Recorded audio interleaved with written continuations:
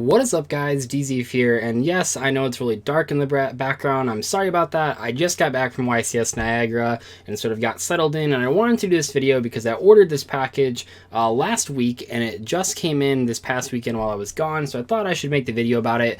Obviously, there will be more YCS Niagara profiles in this coming week, obviously my own, but then I got a couple others, like the frog profile will probably go up later on today. But anyway, I ordered this product, and I want to make a video about it because it's kind of unique. I think the only other channel that I know of that's done something like this in the Yugi-tubing world of YouTube is Team Samurai, who does a similar thing on live streams, but as far as actually putting it in a video, I think Simply Unlucky is the first person to do it, and I kind of just wanted to show what you guys are getting yourselves into if you're interested in this product. So what I'm talking about is that on this video that I watched on October 13th, or whenever I watched it, I don't know if I watched it right when it got uploaded, he mentions throughout the video that all these cards are for sale as a bundle on his website, and if you go to his website, it's pretty cool. I think it was made with, isn't this like what Squarespace websites look like? I don't know, but anyway, he has a website, he sells cards. The values of the cards themselves aren't super fantastic, but the box deals actually are pretty good. $64 for a box of Soul Fusion is pretty cool.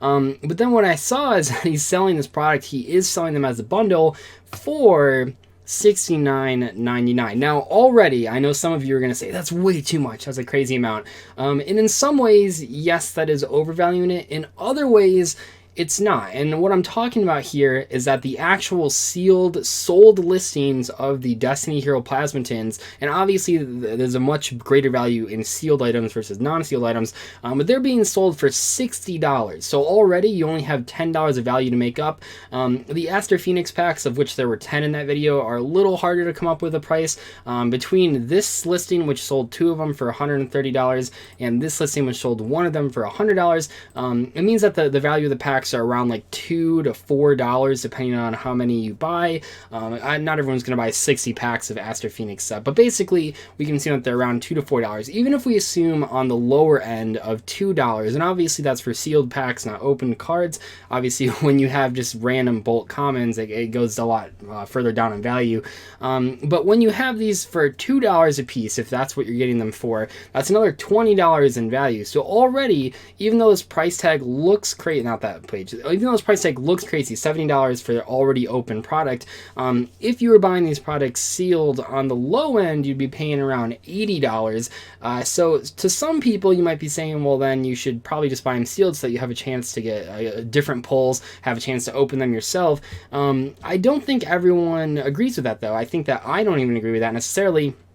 And how do I know that people don't agree with this assessment that like, oh, this is a bad deal? The reason that I don't think people agree with that is because if you go to his page where he has all these listings, every single one of them that's Yu-Gi-Oh based, not this Magic one, but all the Yu-Gi-Oh based ones except one of them have sold. And these ones, some of them are going for way higher prices than what I just paid for. This one's $125.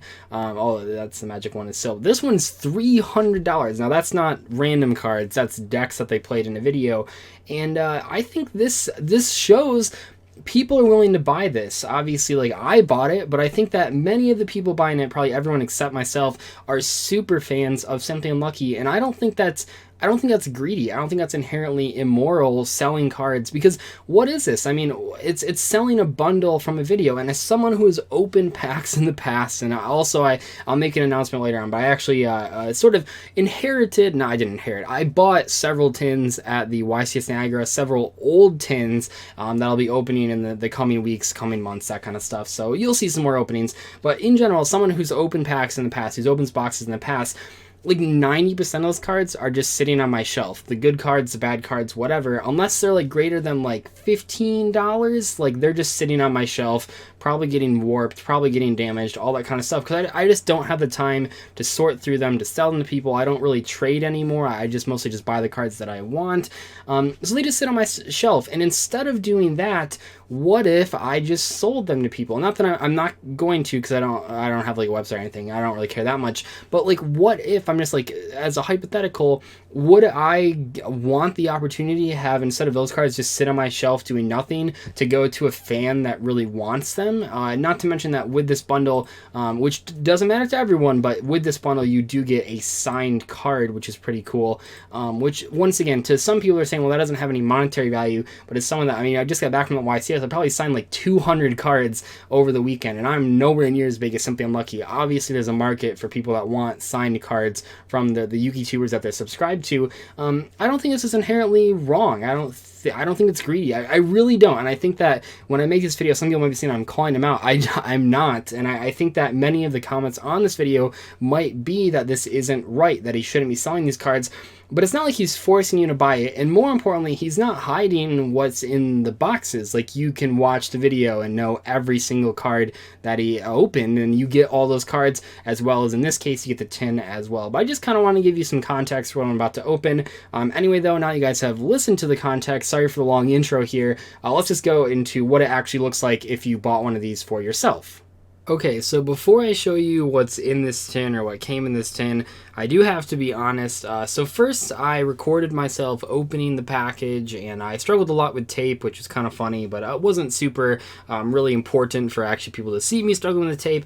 But I was going to upload it anyway, and then I realized that, like, oh, I didn't click the record button, I clicked the picture button. That's kind of weird. I never really screw that up. I know some people have issues with that when they record stuff on their phone. I don't really screw that up, though, so I was kind of, I was like, okay, whatever, maybe I'm just tired. So then I recorded the whole thing a second time, kind of like we're gonna do right now. But when I recorded the second time and I pressed stop, it like crashed. The camera app crashed, and then I realized that the first time that's what happened as well. So I've recorded this twice now. I've talked about these cards a lot, so this is not the first time that I'm seeing these cards, and I'm sorry about that, but hopefully this one manages to go up. I just wanted to give you guys full disclosure that I've already seen these cards, so you guys know what's going on. Anyway, this is a tin. It does come with the actual tin, which is kind of cool. There isn't really like a value with these, but it's cool to have, I guess.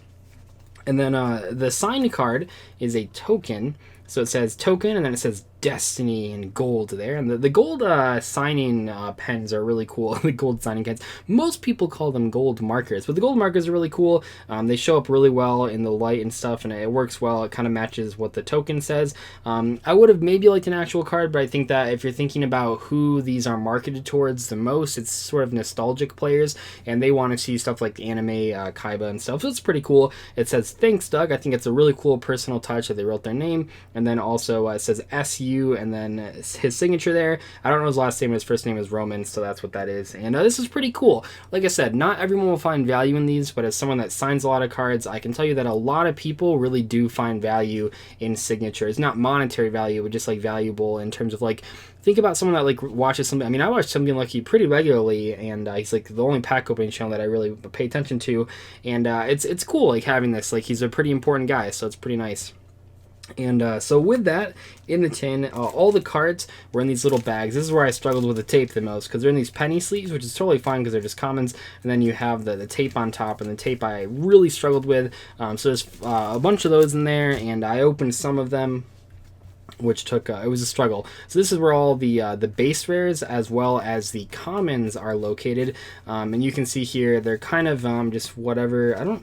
I think I remember from opening them, they weren't really in that order, because like sometimes the rares are bunched together and stuff, but it's just all the stuff that he pulled, which is perfectly fine. Once again, you know what you're getting when you buy this. You can watch the video, see exactly what he pulled, and in this case he didn't pull super well, which I should mention as well, which is fine. I don't know how much the price would have increased if he actually would have pulled well. I don't know how he's basing the pricing on. Is it always just based on the value of the market price of the sealed product, or is it based on the price of the actual cards themselves in this case, or is it a case of where if the cards aren't valued very much, it's based on the price of the product when it's sealed, and if the cards are valued a lot, it's based on the price of the cards, just whichever one is higher. I don't know, it's kind of risky. But anyway, let's talk about the holos. So we had one Destiny Hero Plasma, which, spoiler alert, is the only actual holo that he pulled from the tin. And man, this card looks really cool. I didn't pull it out of the sleeve earlier, but man, that looks nice. Destiny Hero Plasma is actually one of my favorite Destiny heroes. I used to play this card all the time. It was pretty cool. You can summon this with Scapegoat, actually, because the Scapegoat tokens can't be tributed for tribute summons. This is a special summon, and honestly, I don't even think this card is that bad these days. I think even Simply Unlucky said that in his video. It's cool because it's like a skill drain and it steals a monster. I don't know, maybe I'll make some sort of fun deck with Destiny Hero Plasma and like the Destiny Hero cards from the Legendary Hero decks. I don't know if that, I mean, it's not really what I post on my channel, but it might be kind of fun. And then from the Aster packs, which is actually pretty incredible because he had 10 packs and he pulled 5 hollows, which is pretty crazy. And none of them are like particularly good. They're not malicious, they're not Destiny draw, but they're still pretty cool. So we have Over Destiny, pretty cool artwork, not a great card, as Blade Master and whatever that other card, Dreadmaster? Blade Master and Dreadmaster. I just realized, is that what's going on there?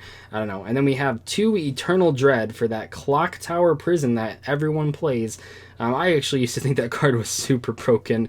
I think I mentioned, no, I 100% mentioned that in a video that I thought Clock Tower Prison was really good. And then lastly, I think this is probably my favorite thing from this entire tin is 2 Elemental Hero Shining Phoenix Enforcer. This is one of my favorite artworks. I really have fond memories of Elemental Hero Energy. And that's, sorry, not Elemental, well, that's set too, but this is Enemy of Justice. Elemental Energy is the other one, the regular Phoenix Enforcer. But anyway, never mind that. Well, it's Shining Flame Wingman. Okay, it doesn't matter. I don't have a good Elemental Hero memory. But anyway, this card was from Enemy of Justice. It's the cover card. I like this set a lot. It was a time when I played Yu-Gi-Oh! A lot as a kid, and I have fond memories of this card. I have a couple copies of the Ultimate Rare version, which are used to be pretty pricey. Maybe not so much anymore, though. But that's cool as well.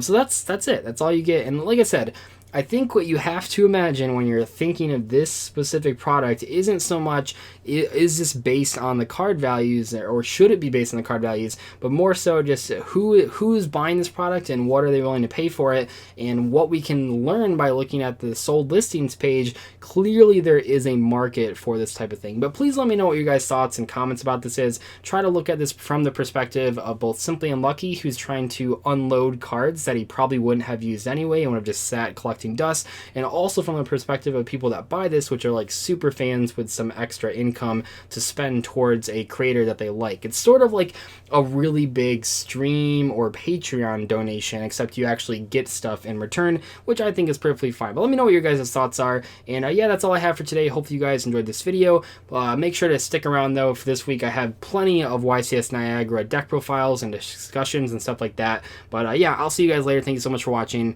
Goodbye.